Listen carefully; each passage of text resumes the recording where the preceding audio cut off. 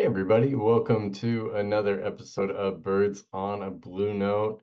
We are here today to recap the recent NHL draft and really focus on who our Blues got, introduce you to these names, give you a bit of a rundown on what we can hope from these players, as well as some grades out. And yeah, hopefully get you some highlights as well and cover all this stuff. So let's go ahead and hop into what actually happened pre-draft, where the Blues went ahead and traded our 2025 fourth round pick in exchange for Alexandre Texier from Columbus Blue Jackets. So as far as he goes, he is 24 years old, 6'1", 192. He was back in 2017. He was a second round pick, number 45. And so far in his career, he's played 201 games with a minus 12 overall. Last season, 78 games played, 12 goals, 18 assists for a minus 5 with 30 points. Now, as far as Cap Friendly has him, their description. So he skates as a third forward for the Blue Jackets, and they believe he's more likely a fourth forward on most NHL teams. Fronts the play well on the PK, active stick, disrupts the flow for the opponent, contributes some secondary scoring, and a surprisingly quick catch and release in the offensive zone. Not a ton of bump to his game. Role player. Unusual stride, but he arrives on time. As far as our take, uh, really felt that this decision is coming with, the Blues choosing to move on from a few of their unrestricted free agents.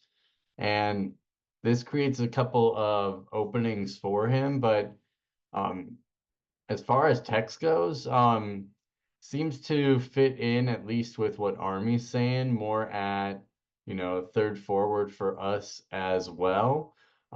Especially with Sundigan, you know, any help on the penalty kill is appreciated, and especially with his hustle, could fit in as a fan favorite here, just like he was with the Jackets. As far as comps go, I mean, pretty similar to Cap. From a physical standpoint, similar weights, both standing at 6'1" as well. Same qualities too. He's a bit quicker than Cap as well, and a bit better on the defensive side too. Also younger. But yeah, so we'll go ahead and see what we end up getting from him. So that was a nice little depth piece as we look to rebuild towards the future and whatnot.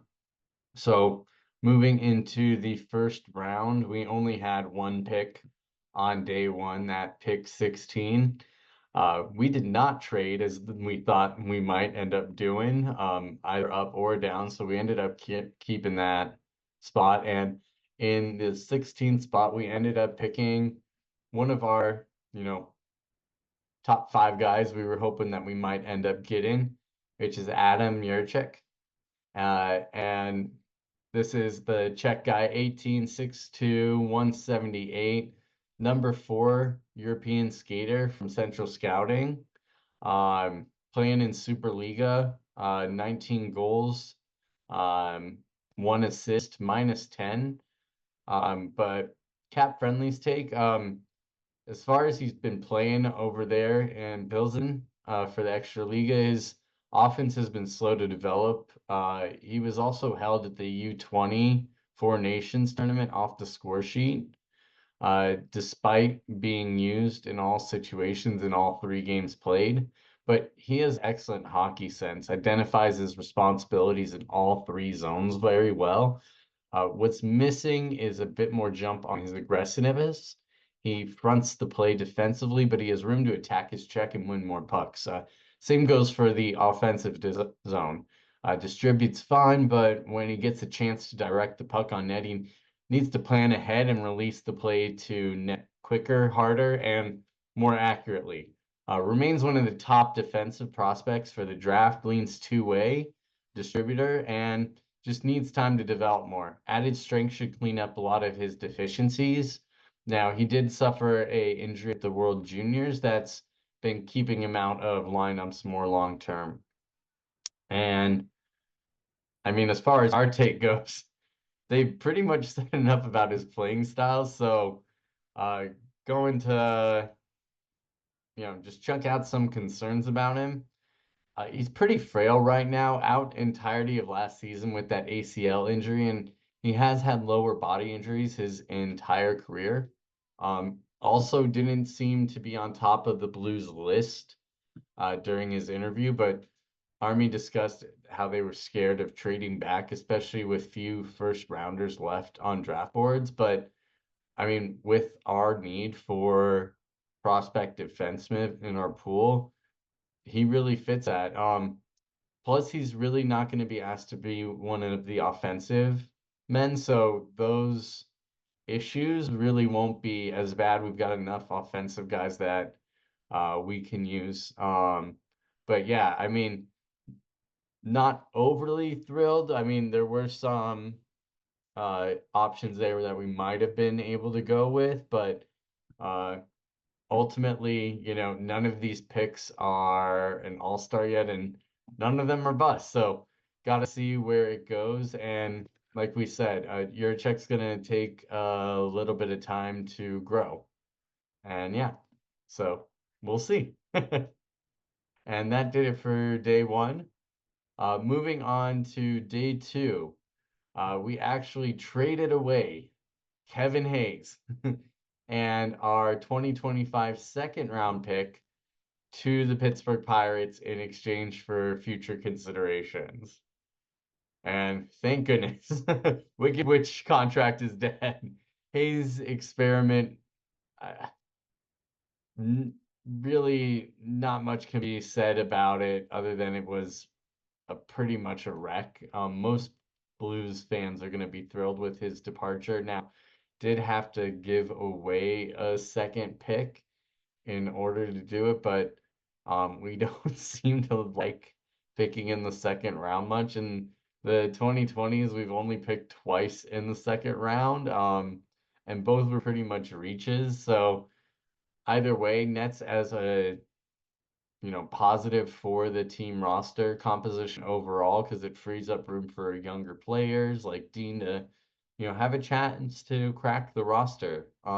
Also frees up some cap space with 3.5 million extra, which ended up going towards helping re-sign Butchie, as many people recently saw. So all in all, solid trade for us to get rid of that contract without having to retain any of that salary. But moving into our actual picks for the day, in round two, at the 48th spot, went ahead and chose another big defenseman in Colin Ralph.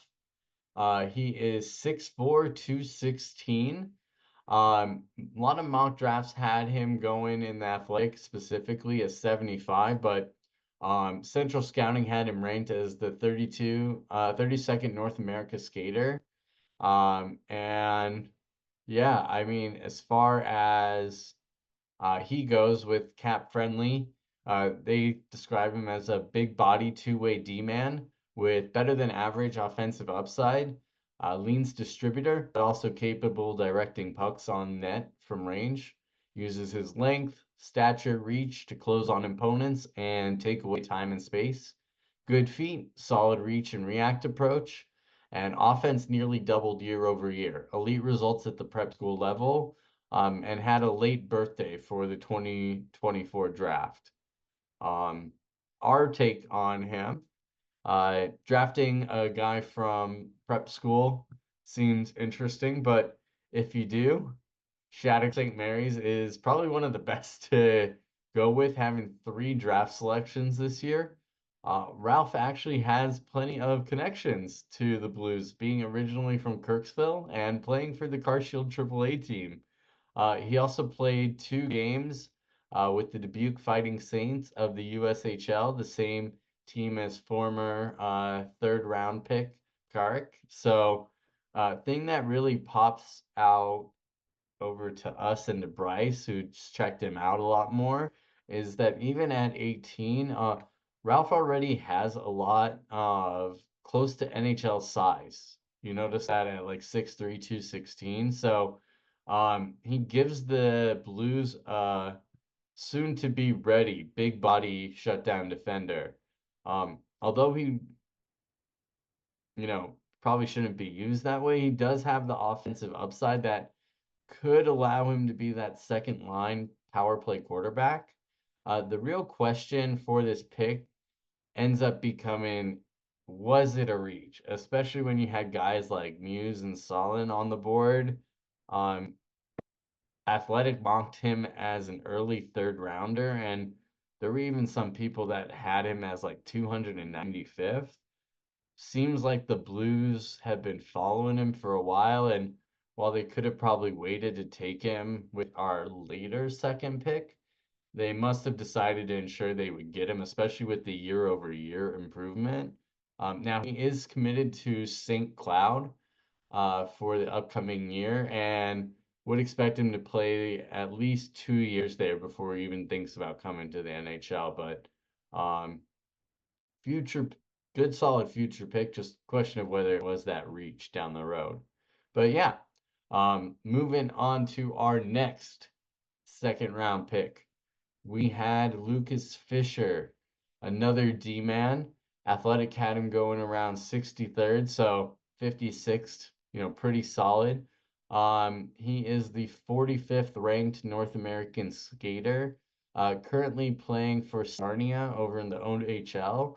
68 games played, 6 goals, 28 assists.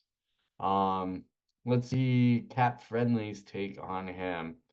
Hockey Sense competes to be deployed in a variety of roles. Solid skater, occasional physical pushback, but more of an area defender. Capable a distributor on even strength as well as power play, and leans two-way D-man who can provide some depth offense. Our take on this, uh, out of our three first selections, this has been our favorite.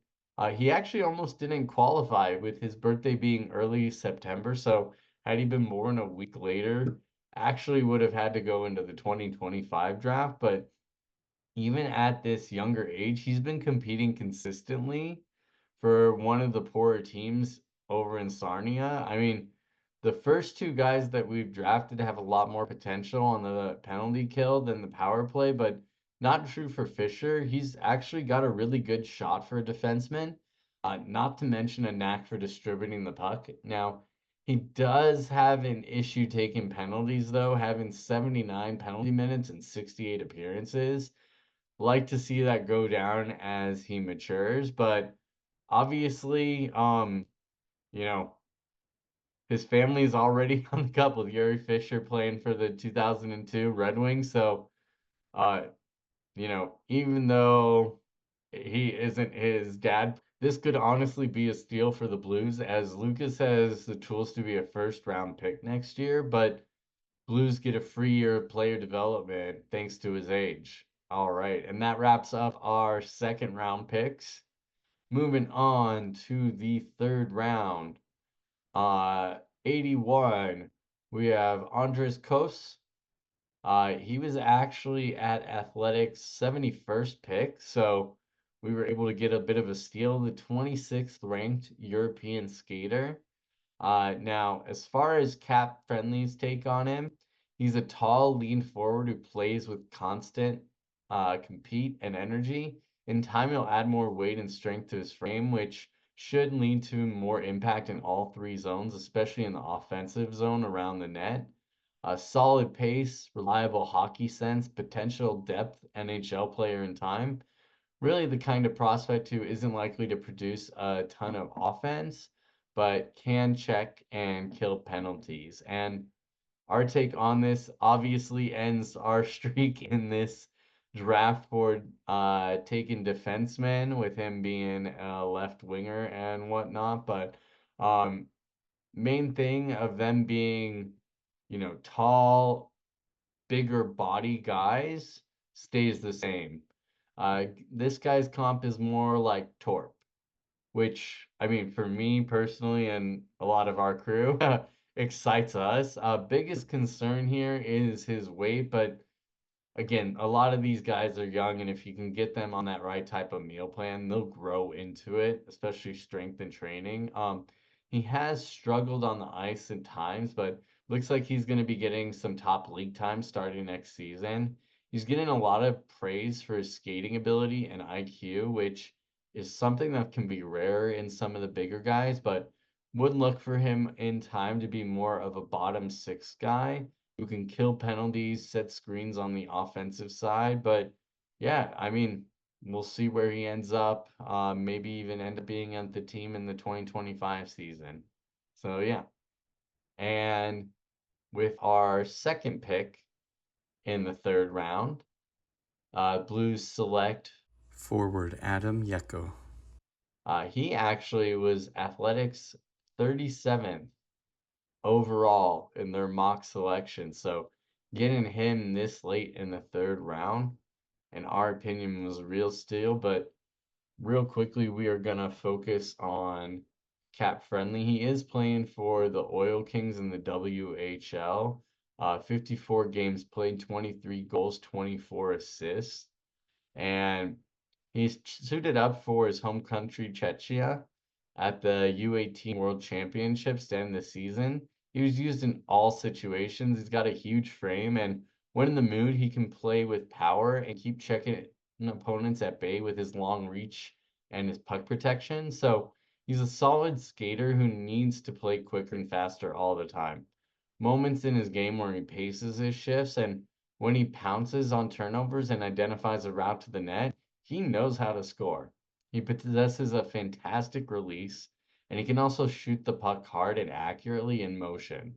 Leans goal scorer slash shooter more than playmaker distributor, but he is an interesting player who is most likely going to be a third line forward or even a second line spot duty at even strength, as well as playing on the top power play as a shooter from the weak side flank. And our take here, as we were mentioning before we got into cap friendly, but probably the biggest steal in terms of rankings, as like according to even Central Scouting, he was mocked as a late first rounder, early second rounder, and you know, it'll be a crime to not talk about his connections where he plays for the Oil Kings, same team that Neighbors captained a few years back. So as far as his comps, pretty much plays kind of like a large Braden Shen as an all-around center over at Edmonton. Now, with that being said, he was drafted for his shot and has the best one that the Blues got in this draft class. So should hopefully in the future provide some offense on our power play. But he also has that staggering long reach, which makes him a good checker on defense and elite speed for his size. Bonus here is he's also friends with Coast. So not only being a steal here, but he has that relationship with another one of our future players, which, you know, always seems to hopefully gel well for guys when they hit the league, having those guys they can play with.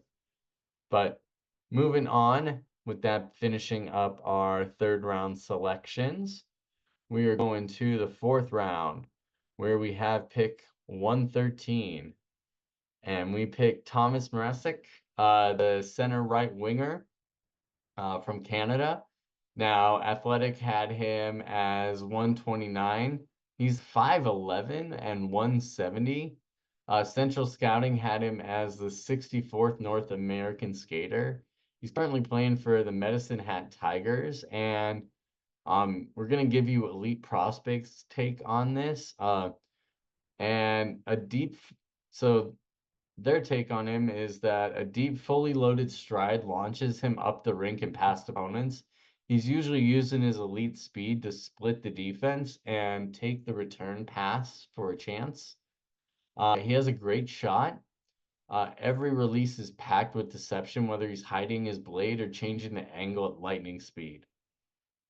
Now, moving over to Bryce's take, as we get to these deeper rounds here.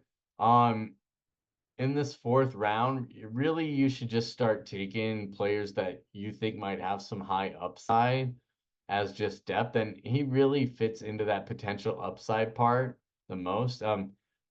Ranked high by elite prospects as their 46th ranked prospect. And when you look at him, the thing that pops out is his shot, as been mentioned. True sniper, not to mention his skating ability.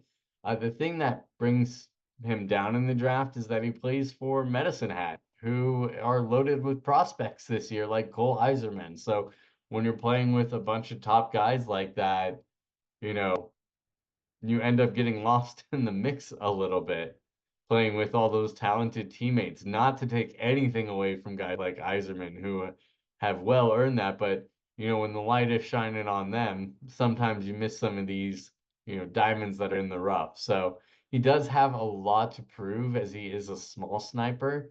He can't just make a team as a bottom line guy just because of his size. He'll have to prove that he really can provide offense and limit his defensive downsides as he progresses in his development.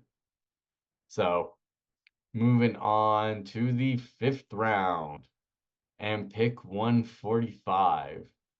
Back to the D-men. We're taking William McIsaac. Athletic had him ranked as 116, with Central Scouting having him as the 93rd North American skater.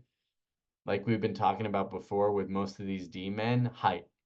He is 6'3", uh, weight 192.